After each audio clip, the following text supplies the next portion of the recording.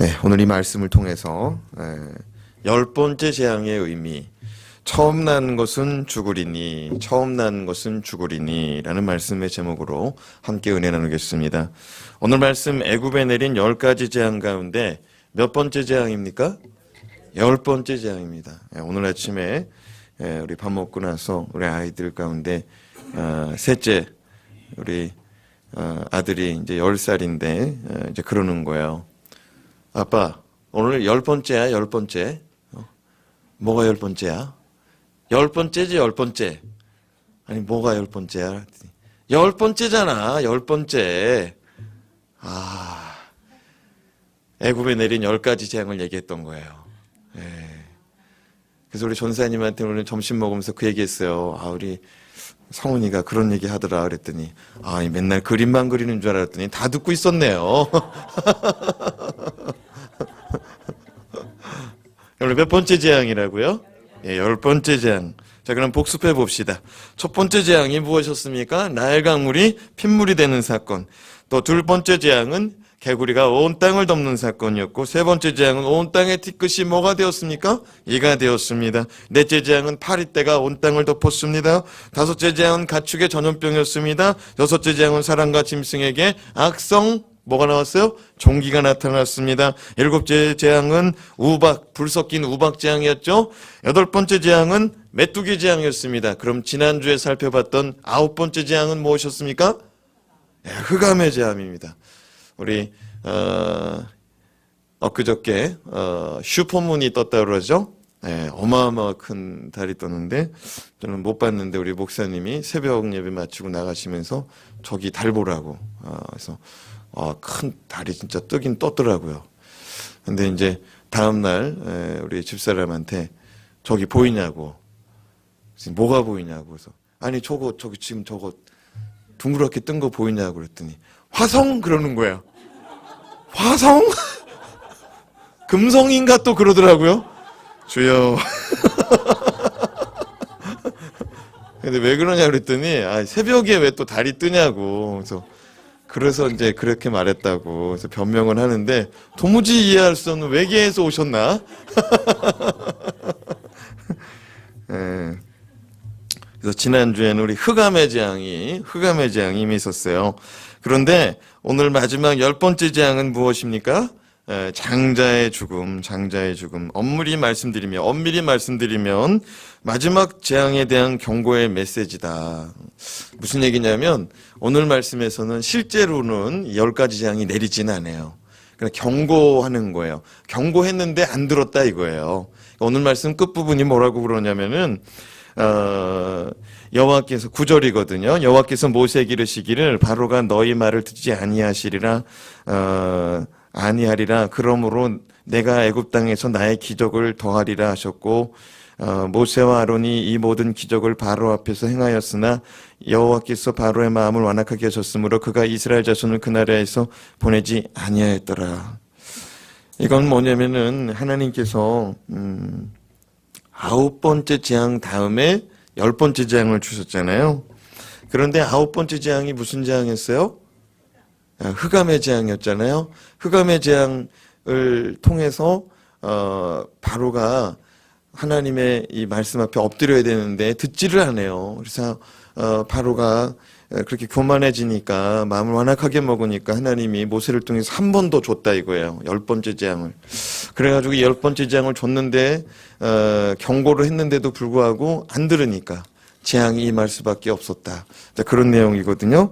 자, 그런데 우리 1절 말씀 이 재앙이 언제 내렸는지 같이 한번 읽어보겠습니다. 시작. 여호와께서 모세에게 이르시기를 내가 이제 한 가지 재앙을 바로와 애굽에 내린 후에야 그가 너희를 여기서 내보내리라.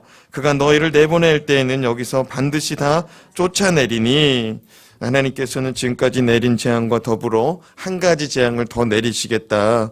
흑암 재앙 다음에 한 가지 재앙을 더 내리시겠다 말씀합니다. 근데 그때에는 바로가 애굽에서 이스라엘 백성들을 내보낼 것이다 라고 말씀합니다.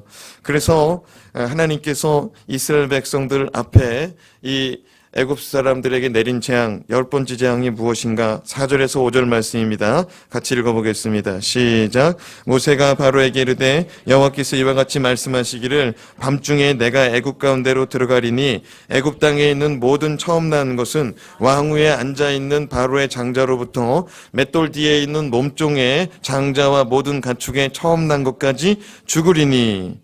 한마디로 장자의 죽음이 흑암의 재앙 다음에 따를 것이다. 그리고 그 장자의 죽음은 사람의 첫 번째 아들뿐만 아니라 가축까지도 처음 난 것의 첫 수컷들은 다 죽을 것이다. 이렇게 말씀하십니다. 지금까지 있었던 첫 번째 재앙부터 9번째 재앙까지는 애굽 사람들이 사랑하고 또 애굽 사람들이 소중히 여기는 것들에 대한 심판이었습니다. 그런데 이 10번째 장자의 죽음은 사람의 생명, 사람의 목숨, 이 사람에게 직접적으로 해가 되는 그런 심판이었습니다. 특별히 금지옥엽이라는 말 들어보셨죠? 금지옥엽. 이게 무슨 말이냐면 너무나 귀하여서 우리의 자녀들이 금 가지요 또 옥 잎사귀다. 가지는 금이고 이파리는 옥이다. 우리의 자식들이 그 정도로 소중하고 귀한 존재다. 그래서 우리가 금지옥엽같이 여겼다. 이렇게 말하지 않습니까? 근데 우리 자녀들 가운데 해가 되는 일이라고 말합니다. 10번째 재앙은 바로의 왕자로부터 애굽 사람 중 천한 사람에 이르기까지 모든 장자가 다 죽게 되는 사건입니다. 아마도 너의 자식이 귀하면 나의 자식도 귀한 줄 알라는 하나님의 메시지인 것 같습니다. 이게 무슨 말이냐? 이 땅에는 많은 민족이 있습니다. 이 땅에 많은 민족이 있는데 이 민족 가운데 하나님의 첫째 아들, 하나님의 장자 집안이 누구냐? 우리나라의 이 기독교 교단 가운데 여러 교단이 있어요. 뭐 장로교, 감리교, 뭐 침례교, 성결교, 순복음교단, 뭐 여러 교단이 있는데 이런 교단들 중에 우리나라에서 자칭 우리가 장자교단이다라고 말하는 교단이 있어요. 그게 어디냐면 이제 장로교단이거든요. 미국에서 침례교단 사람들이 들으면 우스운 소리라고 그러죠. 세계에서 제일 큰 교단은 침례교단인데 니네 대한민국 땅에서만 제일 크지 세계에서는 우리 침례교가 제일 크다. 그리고 미국에서도 침례교가 제일 커요. 믿습니까? 안 믿어도 할 수가 없어요. 이게 사실이라서. 그런데 우리나라에서 자칭 장자 교단이다. 우리가 진짜 하나님의 큰아들 교단이라고 말하는 사람들이 장로교단인데 하나님께서 세계 모든 민족 가운데 나의 장자다라고 하는 첫째 아들이다라고 하는 민족이 어디냐면 이스라엘 민족입니다. 이스라엘 민족이에요. 하나님의 첫째 아들이다. 첫째 아들 집안이다 하는 집안이 이스라엘이에요. 그런데 애굽은 이게 뭐 차자 내지는 뭐 이게 뭐 서자 아니면 이제 순서로 얘기하면 저 밑에 있어요. 이게 무슨 말이냐? 하나님께서 내 백성 내놓으라고 그랬잖아요. 내 자녀 내놓으라고 그랬단 말이에요. 근데 안 내놨단 말이에요. 안 내놨어. 안 내놓고서 몇 년 동안 종 부려먹었어요? 430년. 근데 430년인데 엄밀히 말하면 30년은 빼놔야 돼요. 왜냐하면 요셉이 살고 있었기 때문에. 요셉이 살았을 때 요셉 당대에는 그렇게 부려먹지 않았었어요. 그래서 400년 동안 종살이 했다고 말하는 겁니다. 400년 동안 종 부려먹었어요. 내놔라 이거예요. 내 자식 데리고 네가 왜 종 부려먹냐 이거예요. 내 자식 데리고 네가 왜 종 부려먹냐. 그러니까 내놓으라고 했는데 안 내놓으니까 하나님 이번에 네가 내 큰아들 집안 데리고서 그렇게 못 살게 구냐? 그럼 너도 큰아들 한번 마음 아파 보라는 거예요. 이 장자의 죽음은 그런 의미가 있는 거예요. 그렇습니다. 내 자식 귀하면 남의 자식도 귀한 겁니다. 하나님께서는 시종일관 말씀하셨습니다. 바로야, 내 자식들 내놔라. 내 백성들 내놔라. 그건 네 거 아니고 내 거다. 내 거 내놔라. 내 백성은 나를 섬길 것이다. 그런데 바로는 계속해서 말씀을 거부합니다. 처음에는 못 준다. 그러다가 재앙을 많이 받고 나니까 바로가 뭐라고 그럽니까?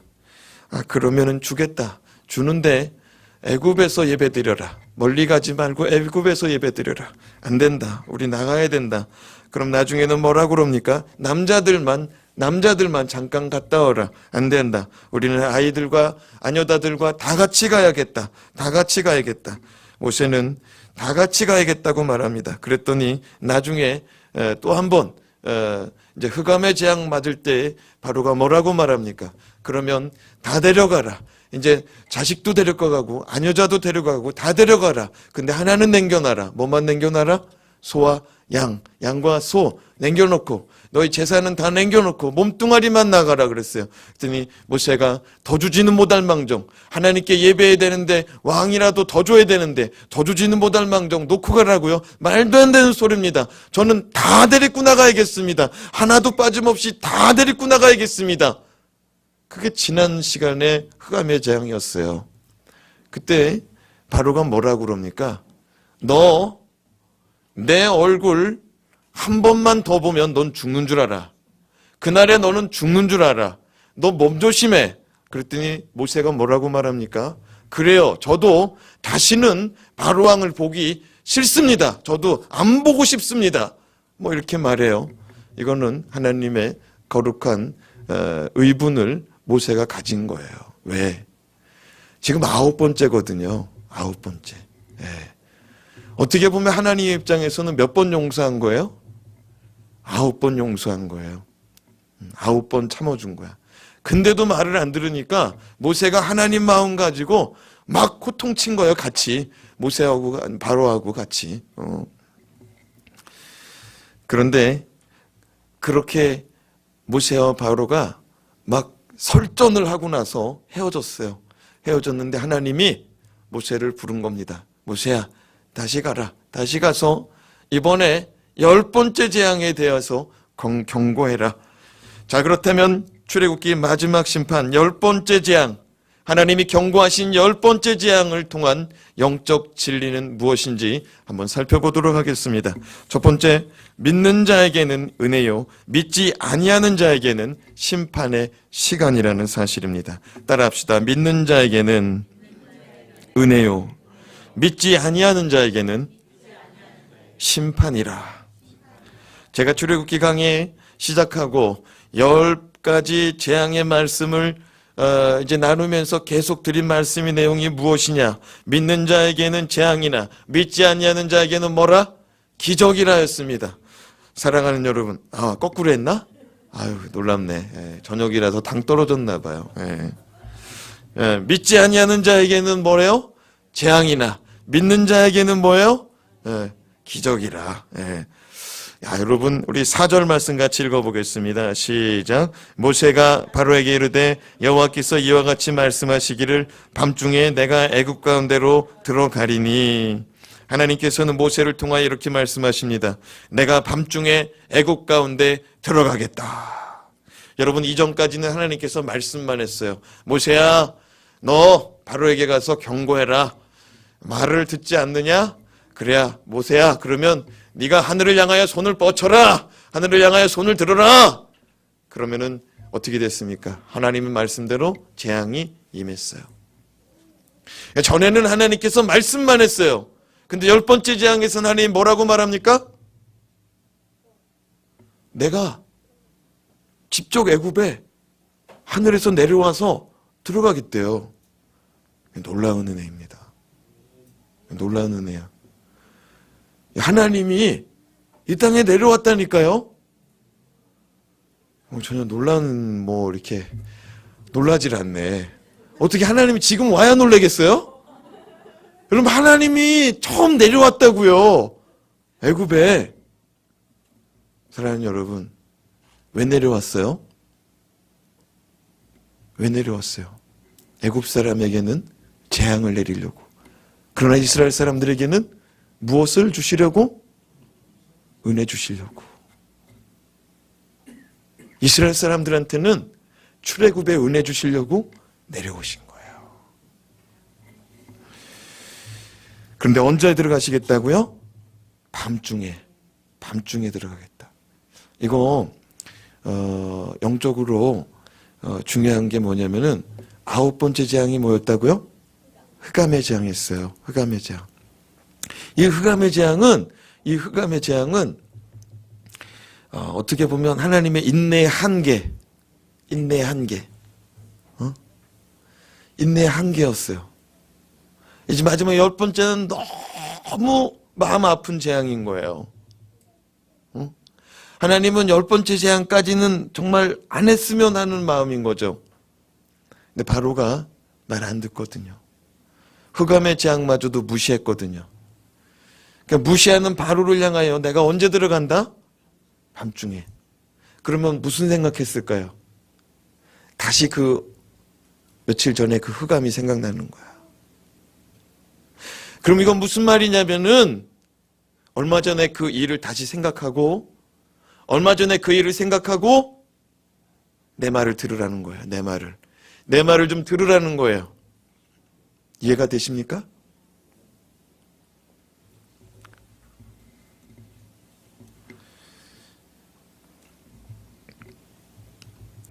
모세와 바로는 지난 9번째 흑암 재앙이 3일 동안 내려져 사람들이 더듬어 생활할 정도로 어두워 밖에 나오는 사람이 없을 때 이스라엘 백성이 머무는 곳에는 빛이 임하는 것을 봤습니다. 이를 본 바로는 모세와 아론을 불러 뭐라고 말했습니까? 너희는 이제 애굽을 나가 여호와를 섬겨라. 다만 소와 양은 남겨두고. 그러나 모세가 하나도 빠짐없이 다 데리고 나가야겠다 하니 바로가 뭐라고 그랬어요? 너 몸 조심해라. 너 내 얼굴 한 번만 더 보면 너 그날이 죽는 날인 줄 알아라. 모세가 지지 않고 말했죠. 나도 당신의 얼굴을 다시 보지 않기를 원한다. 어쩌면 모세는 끝까지 말을 듣지 않고 완약하게 나오는 바로의 모습을 보며 오늘 이 10번째 재앙에 대하여 엄중히 경고하고 말씀을 전했을 것입니다. 자, 그런데 하나님께서 애굽에 집중 내려오셨는데 어떻게 되었습니까? 애굽 사람들에게는 장자의 죽음이 임하는 시간이었고 이스라엘 백성들에게는 개 한 마리도 짖지 않는 시간이었다. 이게 무슨 말인가? 이스라엘 백성들에게는 개 한 마리도 짖지 않았다. 지금 애국에는요, 개의 첫 번째 수컷은 죽었어요. 소의 첫 번째 수컷은 죽었어요. 양의 첫 번째 수컷은 죽었어요. 집안에 있는 가축은 다 죽어나가고 심지어는 맷돌 돌리는 여인의 큰아들도 죽고 심지어는요, 감옥에 있는 죄수의 첫 번째 아들까지도 죽었어요. 보통 사람에서부터 천한 사람에서 죄인에서 바로의 아들까지도. 여러분, 애굽은 초상집 되었습니다. 울고불고 난리가 났습니다. 짐승들까지 다 울었습니다. 여러분, 소도요, 자기 새끼하고 떨어질 때는 음메 하면서 울어요. 고삐를 땡겨도요, 안 갈라고 그래요. 그리고 눈물을 툭툭 떨어뜨려요. 개도 울면은요, 얼마나 처량하게 우는지 몰라요. 저희 동네에 이제 모교회가 있어요. 거기서 종을 치면은요, 저희 집에 있는 개가 울었어요. 우 하고 울어요. 늑대 비슷한 소리로. 참 희한하죠. 종만 치면 울어요.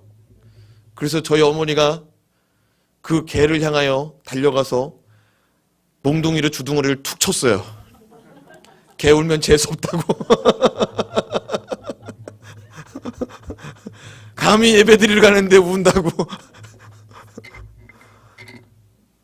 근데 이스라엘에 있는 이스라엘 백성이 머무는 집에는 개가 혓바늘도 움직이지 않는데요. 너무나 고요하다는 거예요. 너무나 평안하다는 거예요. 사랑하는 여러분, 우리 주님께서 이 땅에 오셨습니다. 우리 주님께서 말씀이 육신이 돼서 이 땅에 오셨습니다. 예수 그리스도께서 이 땅에 오셨을 때 예수 그리스도께서 요한복음 3장 16절 무엇이라고 말씀하셨습니까? 하나님께서 세상을 이처럼 사랑하사 독생자를 주셨으니 이는 저를 믿는 자마다 멸망치 않고 영생을 얻게 하려 하심이니라. 믿는 자는 어떻게 된다고요? 멸망치 않고 영생을 얻게 하려 하심이라. 반대로 말하면 믿지 않으면 어떻게 된다는 소리입니까? 멸망한다는 소리입니다. 하나님께서 이 땅에 오시겠다고 말씀하셨습니다.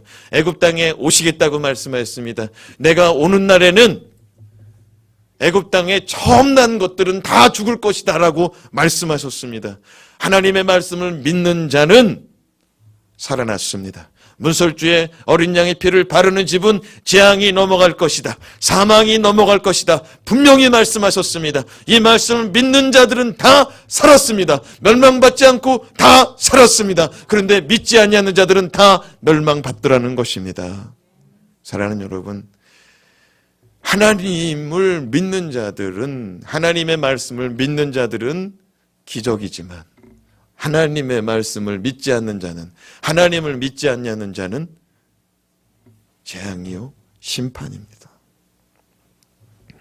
하나님께서 독생자 예수를 이 땅에 보내심은 인류를 심판하기 위함이 아니라 구원하기 위함이신 줄로 믿습니다. 누구든지 믿기만 하면 하나님의 은혜를 얻을 수 있지만 믿지 않는 자는, 하나님의 말씀을 거부하는 자는, 하나님을 부정하는 자는 심판받는다는 겁니다. 바로는 내 백성을 내보내라. 내 백성은 나를 위해서 예배할 것이다. 내 백성은 나를 위하여 절기를 지킬 것이다. 그러나 바로는 듣지 않습니다. 그러나 바로는 끝까지 듣지 않고 결국 심판받습니다. 우리 7절 말씀 같이 읽어보겠습니다. 7절 말씀 시작. 그러나 이스라엘 자손에게는 사람에게나 짐승에게나 개 한 마리도 그 혀를 움직이지 아니하리니 여호와께서 애굽 사람과 이스라엘 사이를 구별하는 줄을 너희가 알리라 하셨나니. 여기 개 한 마리도 그 혀를 움직이지 아니하리라. 개는 일반적으로 주변에 어떤 일이 일어나면 가장 민감하게 반응하는 동물이 개입니다. 도둑놈이 와도 월월, 지나가는 동네 개가 지나가도 월월, 앞집 사는 아저씨가 지나가도 월월, 그냥 누가 움직이면 무서워서 월월, 자기 집 지키려고 월월, 항상 짖어요. 근데 저 건너편 땅에 바로 앞에 고센 땅 이 길 건너면은 바로 애굽 사람 사는 동네인데 거기서는 지금 울부짖고 난리 났는데 길 건너 있는 고센 땅에 있는 이스라엘 사람들 사는 동네는 개 한 마리 짖지도 않는다는 거예요. 이거 불가능한 일입니다. 개는요 앞집에서 울면은요 같이 울어요. 네. 이거 뭐 잘 모르겠어요? 그러면 여기 이제 공원에 나가봐요. 개 끄는 집. 그러면 이제 개 끄는 집 만나면 개가 소리 만나잖아요. 그럼 울잖아요. 부르짖잖아요. 근데 지나가는 개도 지켜보잖아요. 또 다른 개가 오잖아요. 같이 짖어요. 그 또 다른 개가 또 오잖아요. 또 같이 짖어요. 개는 그런 습성이 있어요. 근데 저쪽 동네에서 짖는 개가 있는데도 불구하고 안 짖는다 이거예요. 사랑하는 여러분, 하나님께서 뭐라고 말했냐면 애굽 사람과 이스라엘 사이를 구별하는 줄을 알게 하겠다. 하나님의 백성과 하나님의 백성 아닌 자들을 구별하는 것을 내가 보여주겠다는 거죠. 근데 여러분, 우리 마지막 날 백보자 심판대 앞에서 어린 양의 이 백보자 앞에서 심판이 이루어지는데 염소와 양을 구별하듯이 하나님의 백성과 죄인을 구별한다는 거예요. 선명하게 구별한다는 거예요. 가운데다가 세워놓는 사람 없이 선명하게 구별한다는 거예요. 믿습니까? 믿는 자와 믿지 않는 자, 마지막 심판날에 믿는 자와 믿지 아니한 자는 너무나 구별된 은혜가 임하는 것을 우리가 보게 될 것입니다. 마지막 날까지 하나님의 말씀을 붙잡고 살아가는 저와 여러분 되시길 주님의 이름으로 축원합니다. 둘째로 고생한 백성을 향한 보상의 시간입니다. 10번째 재앙은 고생한 백성을 향한 보상의 시간이다. 우리 1절에서 2절 말씀 다시 읽어봅니다. 시작. 여호와께서 모세에게 이르시기를 내가 이제 한 가지 재앙을 바로와 애굽에 내린 후에야 그가 너희를 여기서 내보내리라. 그가 너희를 내보낼 때에는 여기서 반드시 다 쫓아내리니 백성에게 말하여 사람들에게 각기 이웃들에게 은금 패물을 구하게 하라 하시더니. 하나님께서 모세에게 말씀하십니다. 이제 애굽에 내릴 마지막 한 가지 재앙이 남았는데 이 재앙을 내린 이후에는 애굽 사람들이 너희를 보내줄 것인데 그때에는 너희가 애굽 사람들에게 은금 패물을 요구하게 될 것이다. 요구하여라. 하나님께서 모세에게 말씀하십니다. 이는 하나님께서 일찍이 모세에게 약속하신 말씀이 이루어지는 것을 확인시키는 것입니다. 출애굽기 3장 21절에서 22절 말씀에 보면 내가 애굽 사람으로 이 백성에게 은혜를 입히게 할지라 너희가 나갈 때에 빈손으로 가지 아니하리니 여인들은 모두 그 이웃 사람과 및 자기 집에 거류하는 여인에게 함께 읽습니다. 시작. 은패물과 금패물과 의복을 구하여 너희의 자녀를 꾸미라. 너희는 애굽 사람들의 물품을 취하리라. 너희가 거류하던 그 집주인, 너희가 일하던 그 집주인의 집에 들어가서 그 집주인들에게 또는 그 이웃들에게 요구하라는 겁니다. 의복을 내놔라. 은금 패물 내놔라. 지난주에 찾던 금팔찌 이씨 아줌마 내놔요. 내가 봤어요. 나 그런 거 없어. 당장 내놔요. 그럼 줘야 된다 이거예요. 지난주에 입고 왔던 밍크 코트 김씨 아줌마 주세요. 그거 내가 눈여겨봤어요. 참 도톰하뇨. 주세요. 그날에는 줘야 된다는 거예요. 근데 이걸 가지고 누구를 꾸며라? 너의 자녀를 꾸며라. 너의 자녀에게 다 입혀주라 이거예요. 근데 이거는 뭐냐면은 400년 동안 종살이한 대가라는 거예요. 너 내 자식들 불법 점유했지. 너 내 자식들 불법 점유하고 네 마음대로 부려먹었지. 월급도 안 주면서 네 마음대로 부려먹었지. 그거 다 내놔. 내 자식들에게 다 보상해. 그래서요, 오늘 말씀대로 원하는 대로 구하는 대로 다 줬다고 말씀합니다. 원하는 대로 구하는 대로. 만약에 금팔찌 주세요. 은팔찌 주세요. 금귀걸이 주세요. 양이 한 차? 의복 다 내놔. 신고 있는 가죽 신발까지 다 내놔. 싹싹싹 털었어요. 그래도 양이 한 차? 그 집에 있는 좋은 식기 그릇 다 가지고 나와도 돼. 금그릇, 은그릇 다 가지고 나와도 돼. 그래도 양이 한 차? 그럼 짐승 내놔. 다 내놓으라고 하는 시간인 거야. 다 내놓으라고. 근데 여러분, 이 말씀은 사실 모세에게 처음 준 게 아니고 하나님께서 아브라함과 언약을 맺으실 때에 이 말씀을 주신 바가 있어요. 창세기 15장 13절에서 14절 말씀입니다. 하나님께서 아브라함하고 이전에는 직접적인 계약식을 가진 적이 없어요. 그냥 오로지 하나님께서 아브라함을 축복해 줬어요. 내가 너를 복을 주겠다. 내가 너를 복의 근원이 되게 하겠다. 내가 너에게 자녀를 주고 너의 자녀들을 통해서 민족을 이루고 내가 너에게 나라를 주겠다. 하나님께서 일방적으로 축복해 주고 일방적으로 은혜 주셨었어요. 근데 바로 아브라함이 자꾸 믿음이 약해지는 거예요. 창세기 11장에 복을 주셨는데 15장에 오기까지 얼마나 아브라함이 막 정말로 믿음이 하늘같이 올라갔다가도 땅에 떨어지고 정말 낙심했다가 다시 일어나고 이런 시간이 얼마나 많았는지 몰라요. 심지어는 가나안 땅까지 왔어요. 갈대우르에서. 근데 흉년이 지니까 어디로 내려갔어요? 애굽으로 내려갔어요. 애굽으로 내려가서 무슨 일 만났어요? 마누라 팔아먹잖아요. 내 아내는 누이라고 말하잖아요.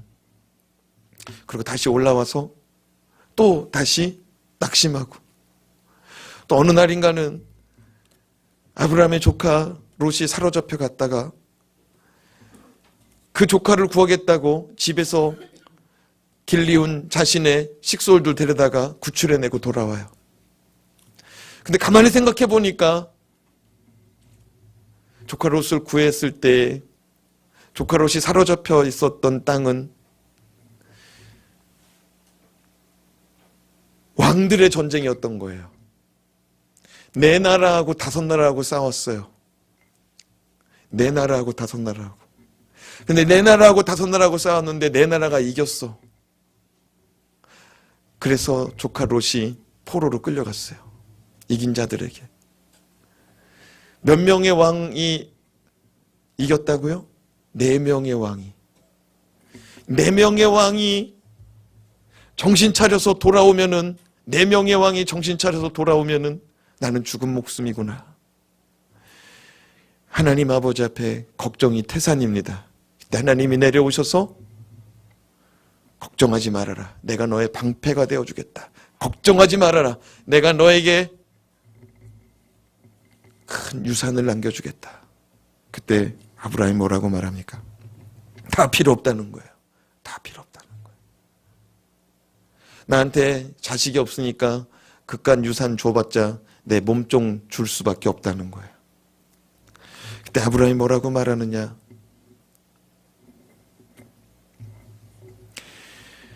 하나님께서 나에게 자식을 주지 않아서 내가 이렇게 땡깡 부린다는 거예요. 하나님이 아브라함 손잡고 바깥으로 나갑니다. 집 바깥으로 나가서 하늘을 보고 말씀하십니다. 뭐라고 말씀하시느냐? 하늘에 별이 보이느냐? 예. 저 바다에 모래알들이 보이느냐? 예. 너희 자녀들이 이렇게 많아질 것이다. 그때 아브라함이 하나님을 믿습니다. 하나님이 그 아브라함이 하나님을 믿는 것을 보고 그를 의로 여기셨다라고 말씀합니다. 근데 그 의로 여기시는 그 순간에 아브라함이 뭐라고 말하느냐? 하나님, 제가 믿음이 없으니 저에게 믿음의 증거를 좀 보여주세요. 제가 믿음이 없으니 하나님께서 약속하신 말씀이 이루어진다는 증거를 좀 주세요. 그때 하나님이 그러면 내가 너와 계약서를 쓰겠다라고 말합니다. 언약식을 하겠다고 말합니다. 너는 양을 잡아라. 각을 떠라.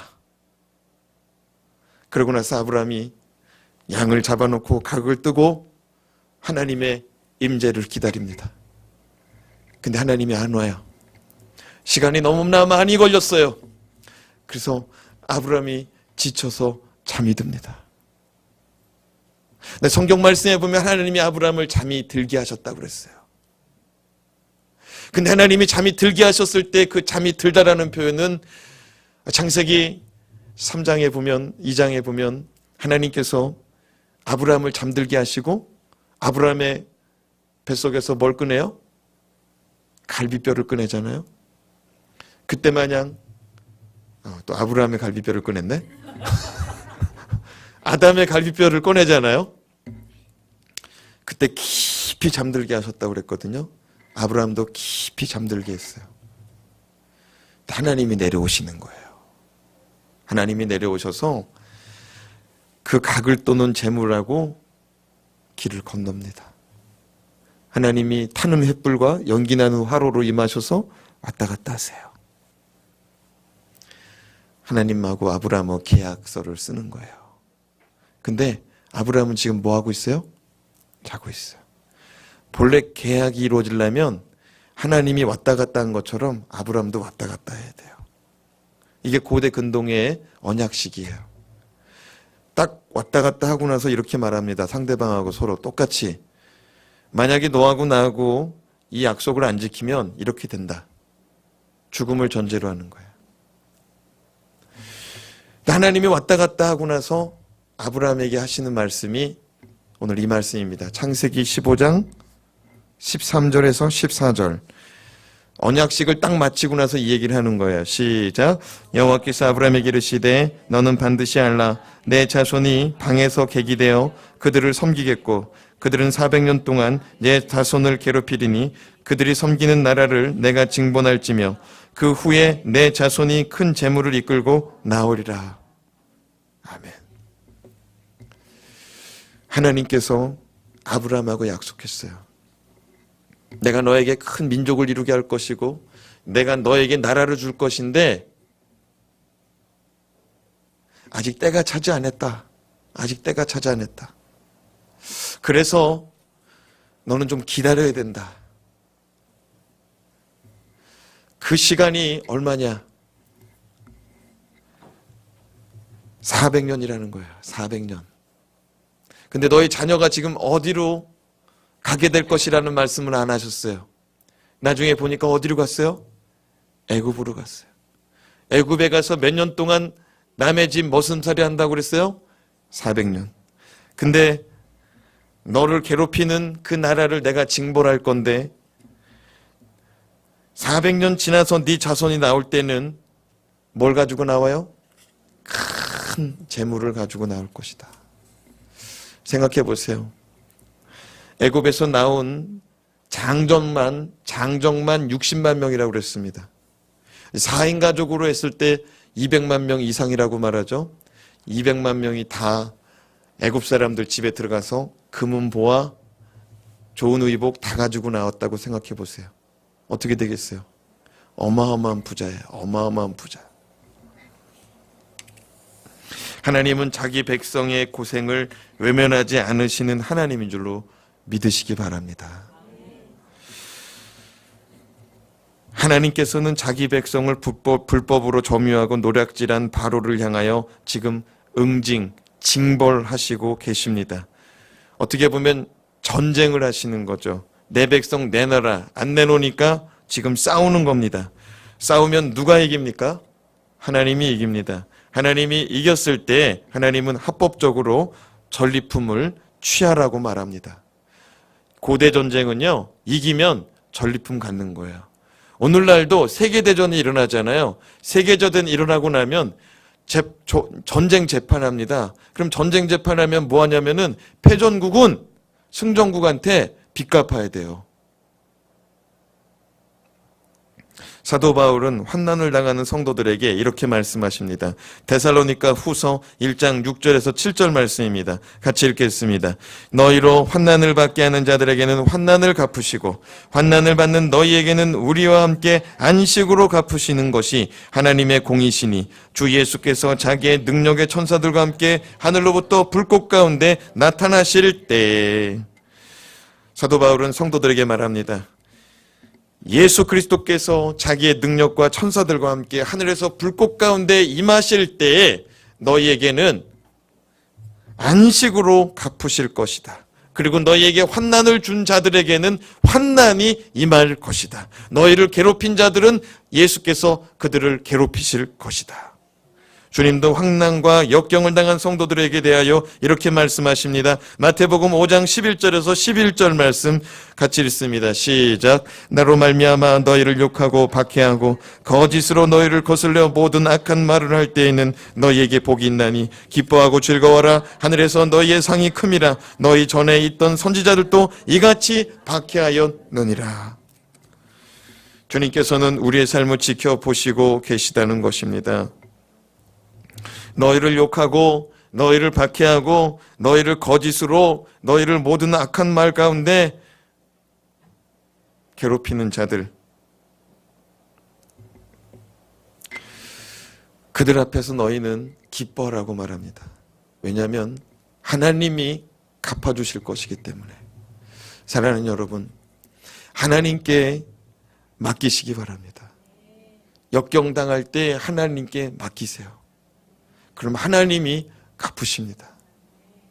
하나님께서 여러분이 받아야 할 상이 있으면 상을 주시고, 만약 여러분을 괴롭히는 자가 하나님 아버지 앞에서 벌 받아야 될 것 같으면 하나님이 벌 내리신다는 거예요. 쫓아가서 혼내지 마시고 가만 놔두세요. 하나님이 행하시도록 하나님께서 반드시 갚으신다는 거예요. 10번째 재앙은 이스라엘 백성은 은혜의 시간입니다. 보상받는 은혜의 시간이에요. 마지막으로 10번째 재앙은 원수 앞에서 높이시는 은혜의 시간이라는 사실을 깨달으시기 바랍니다.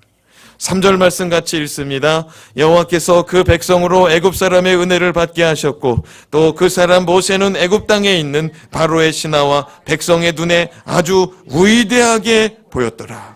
여호와 하나님께서는 이스라엘 백성과 모세를 위해 출애굽 가운데 정말 놀라운 선물을 준비하셨습니다. 말씀드린 대로 이스라엘 백성은 은금 폐물을 출애굽할 때 원하는 대로 다 가져갔습니다. 이스라엘 백성들에게는 뭐니 해도 머니가 최고였습니다.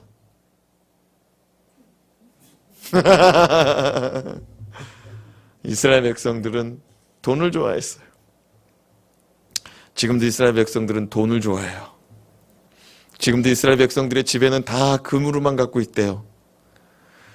전 세계에 가장 많은 금을 소유한 사람들은 이스라엘 사람들이에요. 유대인들이에요. 그들이 세계의 금값을 좌지우지하고 있어요.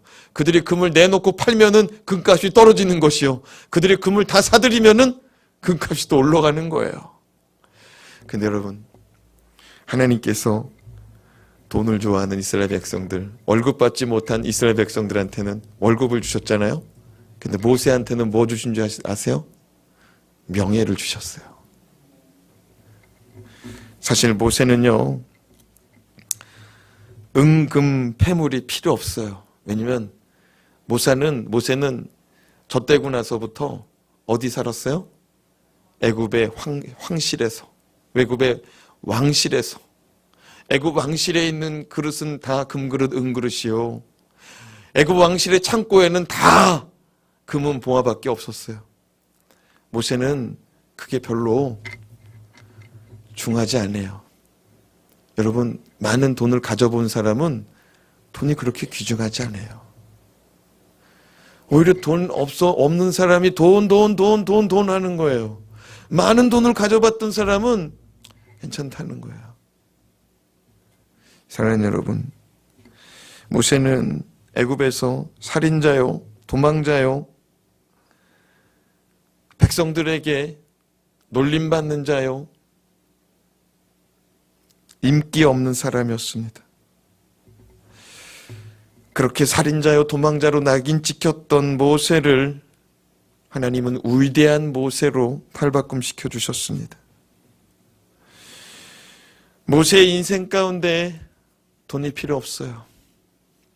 모세의 인생 가운데는 불명예, 그 불명예가 해소되기를 원할 뿐입니다. 나 그런 사람 아니라는 거예요. 나 살인자 아니라는 거예요. 나의 이스라엘 백성들을 구해보고자 그렇게 했다는 거예요. 근데 사람들이 나를 손가락질합니다. 너 살인자지. 너 살인자야, 너 살인자. 하나님께서는 처절하게 낮은 자리의 삶을 살아가는 모세를 부르시고 만인 앞에 위대한 사람으로 세우십니다. 이전에 하나님께서 모세를 부르실 때 무엇을 약속하셨는지 우리 출애굽기 7장 1절 말씀 같이 읽어보겠습니다. 여호와께서 모세에게 이르시되 볼지어다 내가 너를 바로에게 신같이 되게 하였은즉 내 형 아론은 내 대언자가 되리니. 하나님은 모세를 부르실 때 약속하셨습니다. 내가 너를 바로에게 신같이 만들어 주겠다. 내가 너를 신과 같은 존재로 너를 만들어 줄 것이다. 바로가 너를 두려워할 것이다.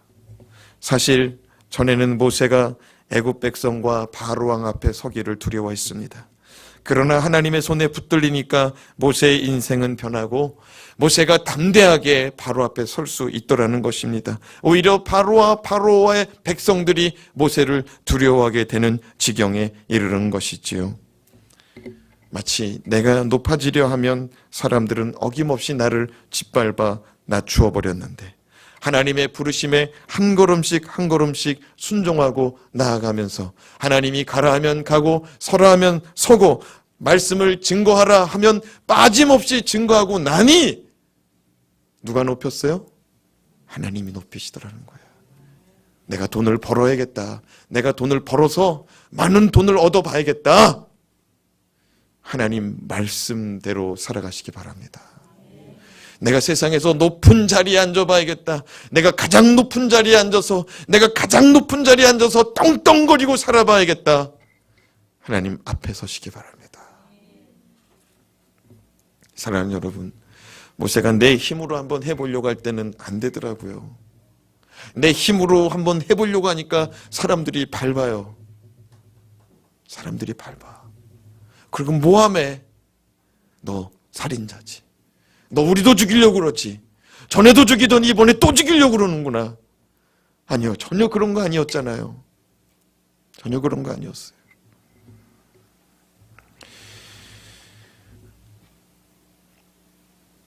바로는 사람들에게 내가 신이라고, 나는 신의 아들이라고, 나는 신의 아들이기 때문에 나는 신이라고 허풍을 떨었습니다. 허세를 떨었어요. 그러나 모세는 하나님 앞에 내가 누구이건데 바로 앞에 설 수 있습니까? 나는 할 수 없습니다. 자신의 연약함을 하나님 앞에 고백하며 오직 하나님의 말씀을 의지하여 순종하니 모세가 어떻게 됐습니까?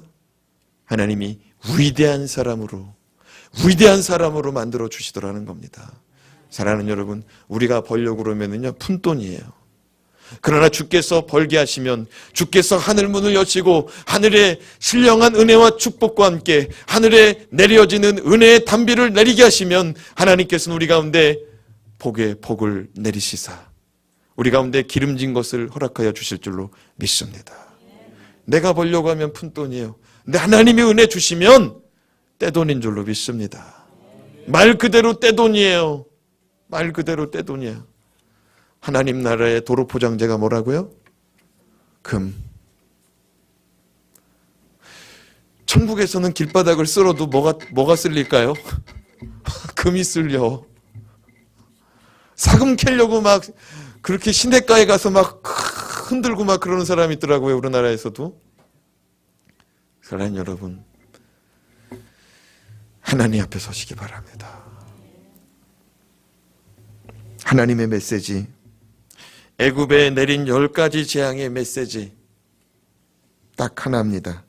내 백성은 나를 섬길 것이다. 내 백성은 나를 섬길 것이다. 내 백성은 나를 예배하고 나의 절기를 지킬 것이다. 하나님의 메시지는 딱 하나예요.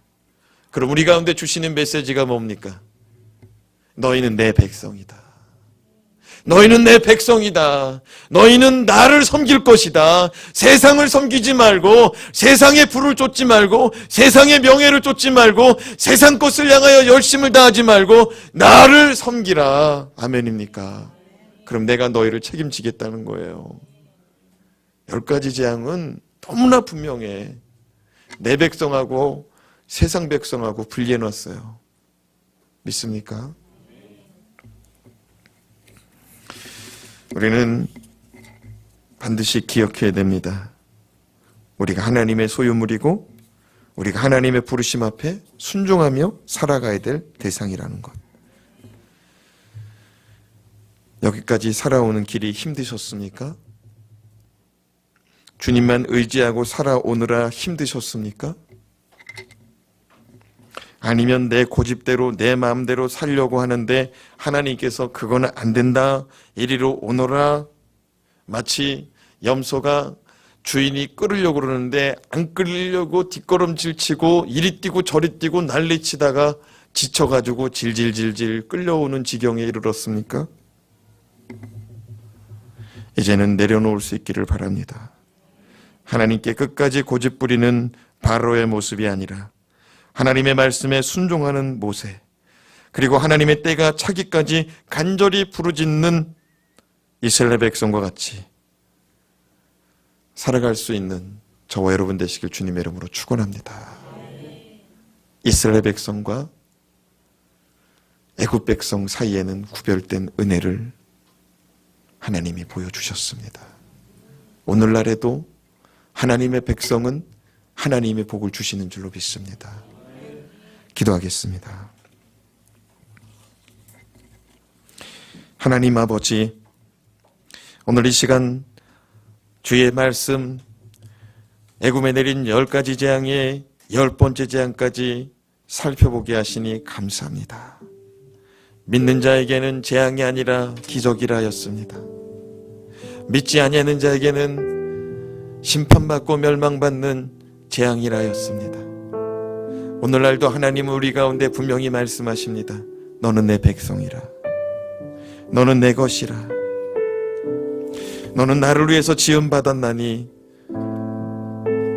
너는 나를 찬송할지로다.